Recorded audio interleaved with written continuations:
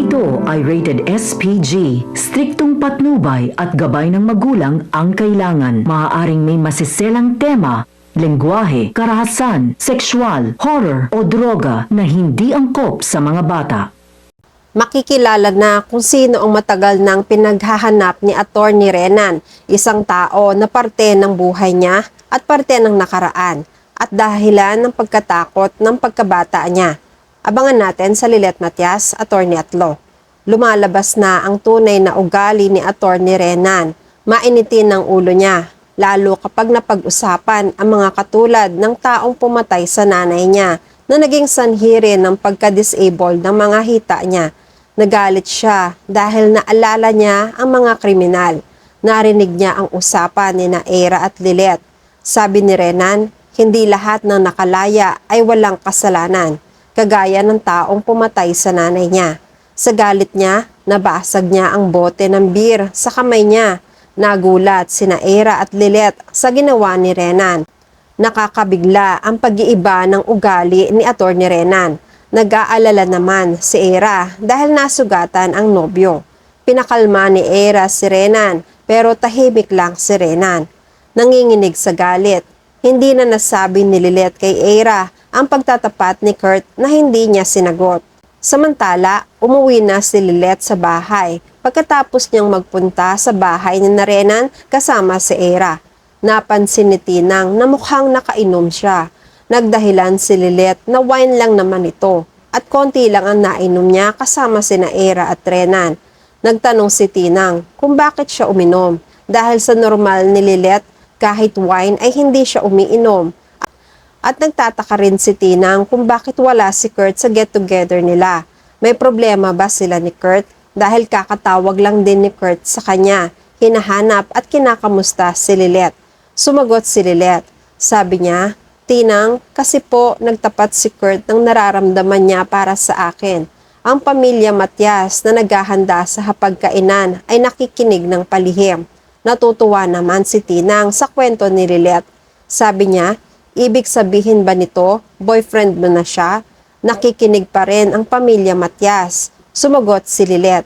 Hindi po, Tinang. Sabi ko po kasi sa kanya, hindi kami bagay. Sabay-sabay na naglingunan ang pamilya Matias at sabay-sabay ring nagulat. Napatingin sina Lilet at Tinang sa kanila. Nagtanong si Tinang kung bakit. Ganon rin ang tanong ng pamilya Matias. Bakit mo sinabing hindi kayo bagay? Sumagot na malungkot si Lilet. Hindi po kami bagay dahil sa anyo ko. Aminin na po natin, hindi lahat ng tao tanggap ang kagaya ko. Nagsalita ang tatay-tatayan ni Lilet.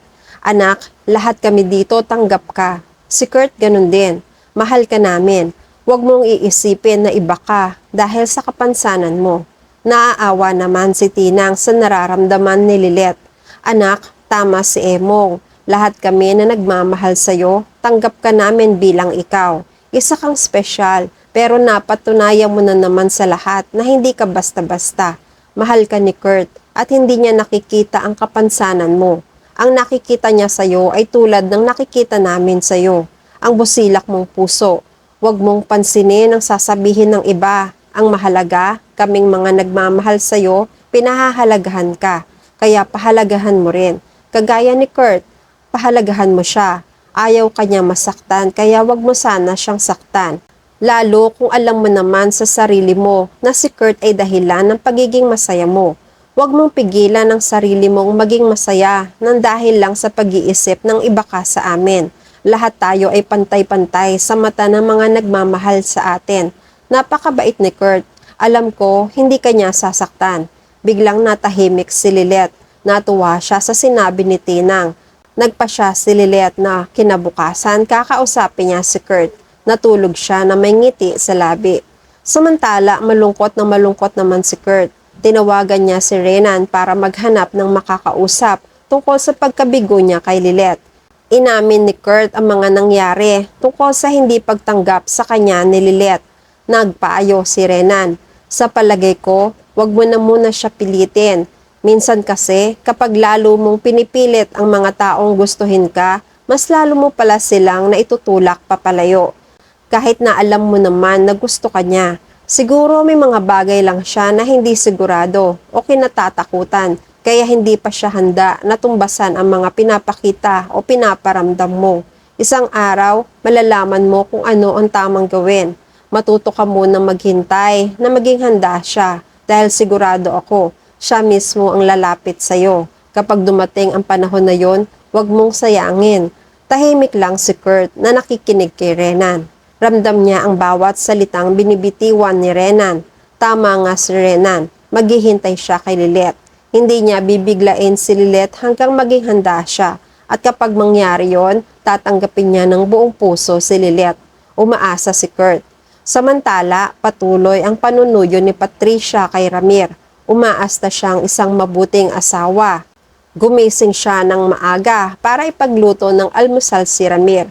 Pinaghain ng masasarap na pagkain para mapansin siya ng asawa. Dahil nung kinagabihan ay hindi man lang siya pinansin nito dahil inaantok at pagod. Tinulugan lang siya ni Ramir. Kaya ngayong umaga, babawi si Patricia para mas mapansin pa siyang lalo. Nakangiti si Patricia kay Ramir. Binati niya na magandang umaga si Ramir. Gumanti naman ng ngiti at pagbati si Ramir, pero nararamdaman ni Patricia na hindi pa rin ito sapat. Pakiramdam niya, malamig pa rin ang pakikitungo ni Ramir sa kanya. Sa kabilang banda, maagang minessage ni Lilet si Kurt para magkita sila.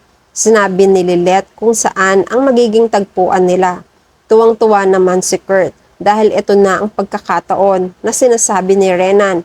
Hinding-hindi sasayangin ni Kurt ang araw na ito. Sa tagpuan nila, nauna si Lilet sa restaurant. Wala pa si Kurt. Matagal na naghihintay si Lilet kay Kurt. Paglingon ni Lilet, may isang lalaki rin ang nag-aabang sa labas ng restaurant. Napansin niya ang lalaki. Ang lalaki ay mukhang may edad na, matipuno ang pangangatawan at mukhang may inihintay ring importanteng tao sa lugar. Ano kaya ang magiging papel ng lalaking ito sa programa?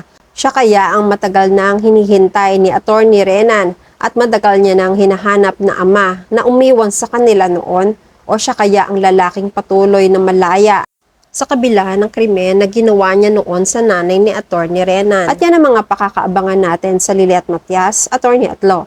Please like this video and please subscribe to my channel at magkita-kita po muli tayo sa mga susunod pang episodes.